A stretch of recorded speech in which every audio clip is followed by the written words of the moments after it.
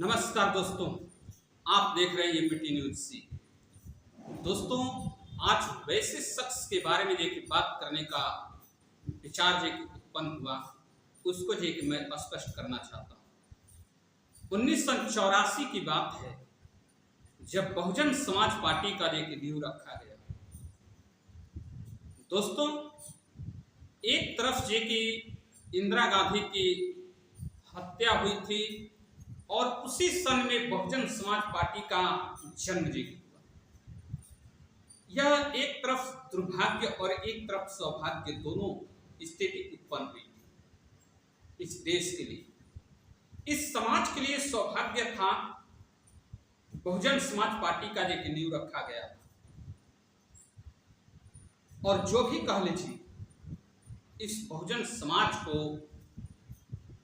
आगे ले जाने में कांशीराम जितना जो है कि अहम रोल हो सका उतना जो है कि अहम रोल निभाए। और शायद वह चीज अब दिखाई नहीं देती है। इसके पीछे का बहुत बड़ा रीजन है, उसको जो मैं आप लोग को थोड़ा सा स्पष्ट करना चाहूंगा, बताना चाहूंगा। दोस्तों, यही एक पार्टी है जो 4 बार जो उत्तर प्रदेश में गद्दी संभाला था, और यही वह एक पार्टी है जो आज अपना एक सीट जे के बचाने में नाकामयाब रहती है। इसके पीछे का रीजन क्या हो सकता है, क्या आप लोग को जानना और समझना जरूरी नहीं है? जरूरी है दोस्तों। मैं किसी नेता और किसी पार्टी का पक्षपात नहीं करता हूं, हमारे चैनल से ऐसी जे की खबरें नहीं आती है। लेकिन दोस्तों, मैं यह जे की बातें बताने के लिए काफी दिनों से कई लोगों से जे की मैंने चर्चा किया कि इस पर जे की अपना जे की बात रखें। लेकिन वास्तव में जे की कोई भी नेता बहुजन समाज पार्टी का इस पर जे की बात रखने से इनकार करते रहे और बात स्पष्ट नहीं हो पाई। मैं आप लोग को बताना चाहता हूं कि जब चमर वंश की राजा अपने कुछ कमियों की वजह से और सिकंदर लोधी के प्रकोप से और औरंगजेब के प्रकोप से वैसे हाशिए पर चले गए जो आज फिल्में बनाई जाती है, तमलान, दसुद्रा जैसे तमाम फिल्म ये की बनाई जाती है। जरूरत क्यों पड़ी, मैं इस बात को समझने का प्रयास कर रहा हूं। आप लोग भी जरूर इस पर लेकर ध्यान दीजिए।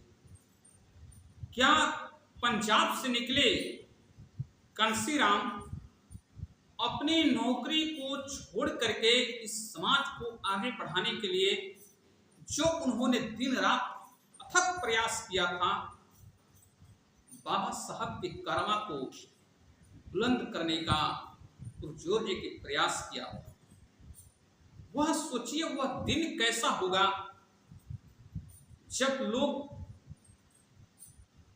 हरजन कह करके, चमार कह करके इस समाज को प्रताड़ित करते थे और जे की बातें किया करते थे अनाप शनाप। इस चीज को दूर करने में बाबा साहब ने कितना अथक प्रयास किया होगा। और उसके बाद काफी दिन गुजरने के बाद कोई ऐसा शख्सियत सामने निकल करके आया जो पंजाब से चल करके आया, और वो व्यक्ति अपने मिशन को लेकर के कितना एक्टिव था और कितना एक्टिव रहा होगा, यह जे कि आप जरूर जे कि सोचिए।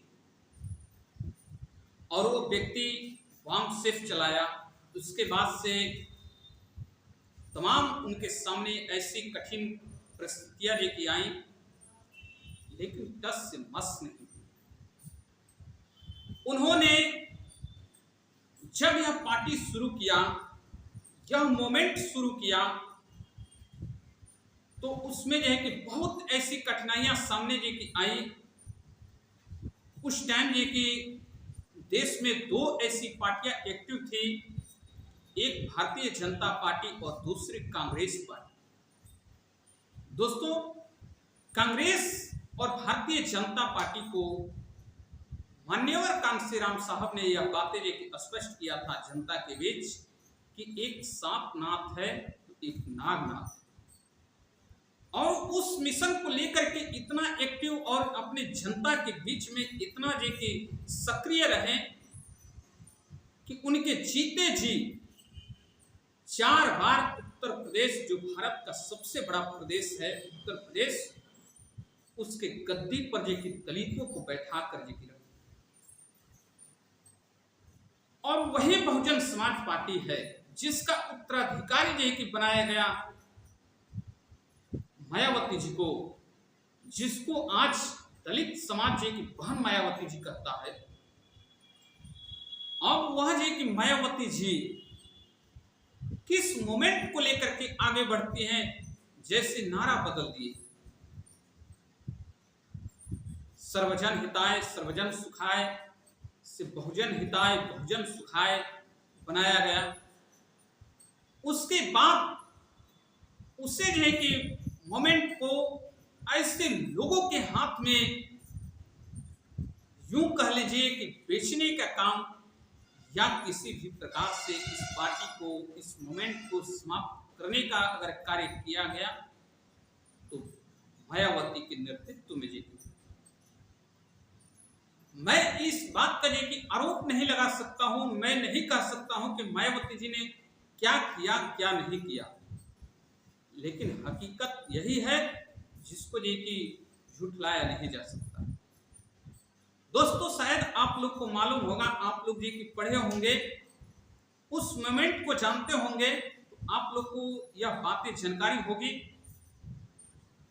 कि बाबा साहब अपने समाज को जगाने के लिए, अपने समाज को एक्टिव करने के लिए लंदन में रहकर पढ़े और बहुत आगे निकले। शायद इसी क्रम में आप लोग को ये बात जानकारी होगी कि उनके एक बेटा का देहांत हो गया। उस टाइम उनके पास कफन तक की पैसा नहीं था, उनकी पत्नी ने अपनी साड़ी फाड़ करके दी थी और कही थी कि साहब, बाबा साहब को ऐसे बाबा और साहब नहीं कहा जाता है, जो साहब भी है और साहब के साथ अगर कोई अपनत्व को जोड़ता है तो बाबा है। बाबा साहब डॉक्टर भीमराव अंबेडकर, उनका नाम इतना बड़ा ऐसे नहीं पड़ा था जिसे आज पूरे विश्व जानती है। उन्होंने अपना कपड़ा दिया, उसके बाद से बोला साहब, आप एक बेटे के लिए अनेकों समाज के जितने भी बेटे हैं उनकी कुर्बानियां नहीं दे सकते हैं, आप लंदन जाइए और पढ़ाई कीजिए और समाज को जगाइए। जरा सोचिए कि कितने अथक प्रयास की गई होगी, और आज उस मिशन को बरकरार करने के लिए अगर कोई व्यक्ति पंजाब से निकलकर उत्तर प्रदेश में आकर सरकार बना सकता है, तो उसी समाज के ऐसे लोग किस तरीका से क्रूरता को सामने ला रहे हैं, यह सोचने वाली विषय बन जाती है कि मायावती जी आज चीरों पर सिमट गए। उत्तर प्रदेश, हरियाणा या पूरी भारत में कह ली जाए तो चीरों प्रत्याशी पर सिमट जा रही है। क्या वह समाज बदल गया, या फिर जो बाबा साहब के सामने बातें कही गई थी, संविधान जब लागू हो रहा था, आरक्षण की बातें आ रही थी, उस टाइम जो कहा गया, उस टाइम को आज सत्य साबित करने में किसी ने कर कसर नहीं छोड़ा, तो बहुजन समाज पार्टी। बाबा साहब के सामने जब संविधान को, आरक्षण को लागू किया गया, तो एक स्वर्ण समाज के नेता थे, उन्होंने कहा कि आप आरक्षण दे सकते हैं, लेकिन हम आरक्षण को ऐसे भुनाएंगे कि नोट देकर खरीद लेंगे। बाबा साहब ने कहा था, आप लोग को ज्ञात होगा, जानकारी होगा कि आप एक वोट खरीद सकते हैं, लेकिन जिस दिन हमारा समाज जग जाएगा उस दिन आप नहीं खरीद सकते हैं। तो मैं क्या समझूं, आज 0 सीट पर सिमटने का कारण क्या है? अपने अस्तित्व को, अपने क्षमता को बेच दिया गया किसी के हाथों हाथ। और वह किसने किया? जिसको बहन मायावती जी कही जा रही है। क्या उन्होंने 0 सीट पर सिमटने का मेन कारण यही है कि भारतीय जनता पार्टी के साथ समझौता हो गया? अगर वास्तव में ये कि समझौता हो गया है तो आप मुझे कमेंट करके जरूर बताइएगा। अब 0 सीट पर कैसे सिमट गई बहुजन समाज पार्टी? मैं तमाम जो है कि बहुजन समाज पार्टी के लोगों से अपने चैनल के माध्यम से मिलने का जो प्रयास किया, जिसमें बड़े बड़े नाम हैं। मैंने यही बात ये कि पूछा कि क्या बहुजन समाज पार्टी में ये कि बदलाव की जरूरत है?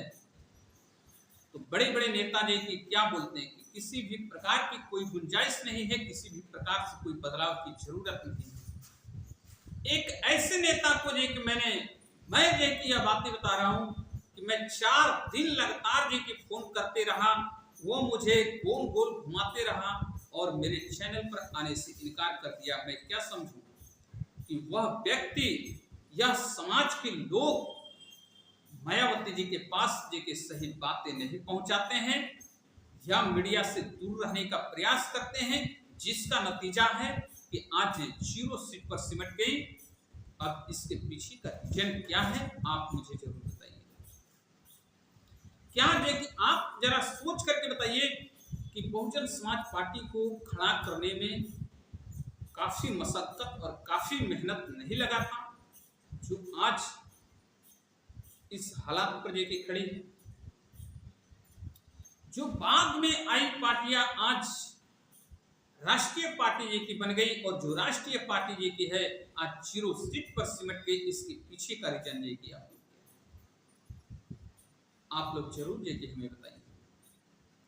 आप वीडियो कहां से देख रहे हैं कमेंट जरूर कीजिएगा। लेकिन साथ ही साथ ये कि मैं ये भी देखी बात बताना चाहता हूं कि बहुजन समाज पार्टी और बीएसपी सुप्रीमो मायावती जब तक ये कि अपने अध्यक्ष पद से ये कि वह इस्तीफा नहीं देती हैं, शायद मुझे ऐसा नहीं लगता है कि वह फिर यह स्थिति ये कि आ जाए। दोस्तों, कहा जाता है कि संघर्ष की वादियों में घनघोर जवानी पलती है, संघर्ष की वादियों में घनघोर जवानी पलती है और इतिहास उधर मुड़ जाता है जिस ओर जवानी चलती है। जरा सोच के आप इस पॉइंट पर एक ध्यान दीजिए कि क्या इस देश में, इस पार्टी में या किसी भी पार्टी की मैं बात करूं, उसमें नवयुवक नौजवान की जरूरत है या नहीं है?